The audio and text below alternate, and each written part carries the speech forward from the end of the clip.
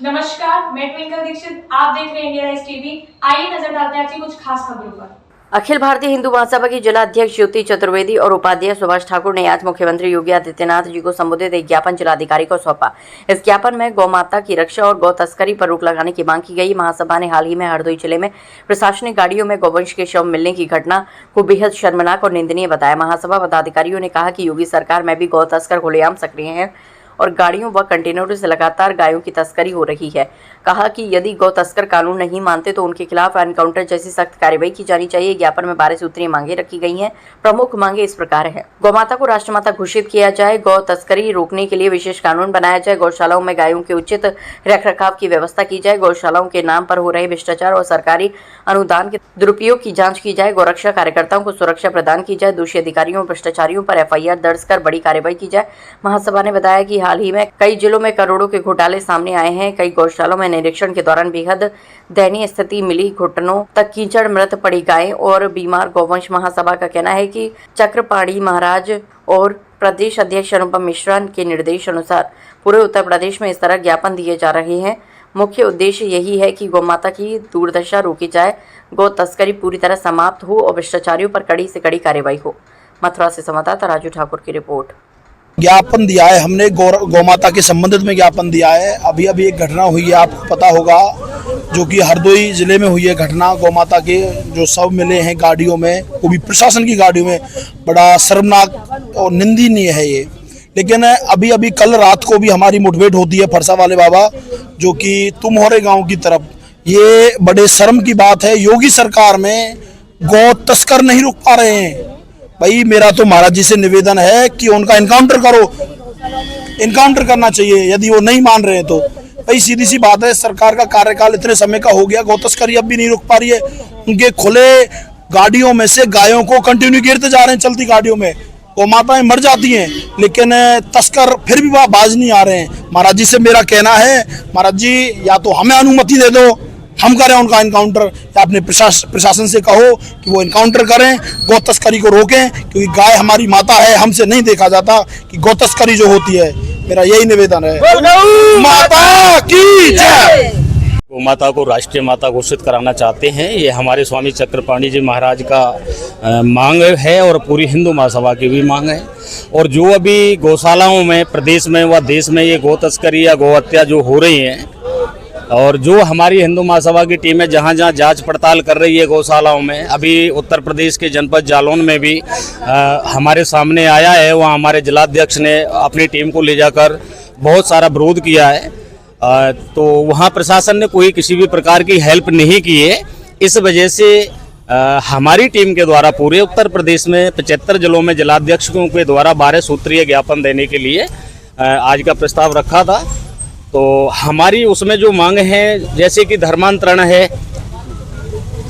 है और गौ तस्करी है, पशु तस्करी है, जैसे भी गौशालाओं से भी तस्करियां हो रही है, तो हम जिलाधिकारी महोदय से यही निवेदन करना चाहते हैं कि गौशालाओं में जाके महीनेवार निरीक्षण करें वहां जाके, और जो गौ तस्करी पे जो पुलिस नाकाम है, किस कारण से, या तो मिली भगत से ये काम चल रहे हैं और या फिर प्रशासन को पता नहीं है, तो उन चीज़ों पे जाके DM साहब से हमारा निवेदन है कि वो फोकस करें और ये जो गौ हत्या और ये गौ तस्करी हो रही है, पशु तस्करी पे इस पर रोक लगाई जाए। जो 12 सूत्रीय आज हमने जो मांगों का ज्ञापन दिया है, उसमें हमने हमारी जो गौ माता के लिए जो है विशेष कानून लाने के लिए चक्रपाणी महाराज जी के द्वारा जो मांग की गई है, उसमें सबसे ज़्यादा गौरक्षा के लिए बात की गई है और गौ तस्करी जो हो रही है उसको रोकने के लिए बातें की गई हैं। गौशालाओं में जो गायों का जो सही तरीके से रखरखाव नहीं हो पा रहा है, उसको सही कराने की मांग की गई है। और भी बहुत सारी चीज़ें हैं जिसमें कि जो गौ तस्करी हो रही है, प्लस जो जितने भी जो गौरक्षक हैं हमारे, वो जो उसको बचाना चाह रहे हैं, तो उनकी भी सुरक्षा की मांग हमारे द्वारा की गई है, क्योंकि वो जान पे खेल के ये सारी चीज़ें करते हैं, लेकिन उनको बाद में प्रशासन के द्वारा या उसके द्वारा कोई भी सुरक्षा नहीं मिलती है। तो इस प्रकार से ये सारी चीज़ें हमने आज के ज्ञापन में रखी गई। हाँ, हमारा उद्देश्य है गौ की रक्षा करना, गौ माता को राष्ट्रमाता घोषित कराना। हमारे चक्रपाणी महाराज जी के निर्देशानुसार और अपने प्रदेश अध्यक्ष अनुपम मिश्रा जी के निर्देश के अनुसार हम लोगों ने पूरे उत्तर प्रदेश में सभी जिलों में आज ज्ञापन दिया है।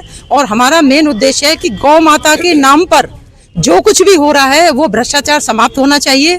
गौशालाएं जितनी भी हैं, इनके नाम पर जो भी सरकारी मतलब सरकारी सहायता मिलती है, बहुत बड़ा अनुदान मिलता है, उसकी जांच की जाए। जो भ्रष्टाचारी लोग हैं उनके खिलाफ कड़े से कड़े कानून किए जाएं, कड़े से कड़े FIR दर्ज की जाए। क्योंकि अभी थोड़े दिन पहले ही मथुरा में ये आया है कि कई करोड़ की घपलेबाजी की गई है। और ये बड़े शर्म की बात है कि वो योगी सरकार के ही कुछ व्यक्ति या पारिवारिक व्यक्ति हैं। तो हमारा हिंदू महासभा का ये है कि जो भी गौ माता के नाम पर भ्रष्टाचार चल रहा है, जो भी गौ माता की दुर्दशा हो रही है, मैंने और हमारी समाज सेवी लक्ष्मी शर्मा जी ने एक बार गोपनीय गौशालाओं का निरीक्षण किया। वहाँ हमें कैमरा नहीं ले जाने दिया, फिर भी हमने एक आध फोटो ले ली। वहाँ पे जो गौ माता की जो दुर्दशा थी वो इतनी थी कि हमें वहीं हमारे आंखों में आंसू आ गए।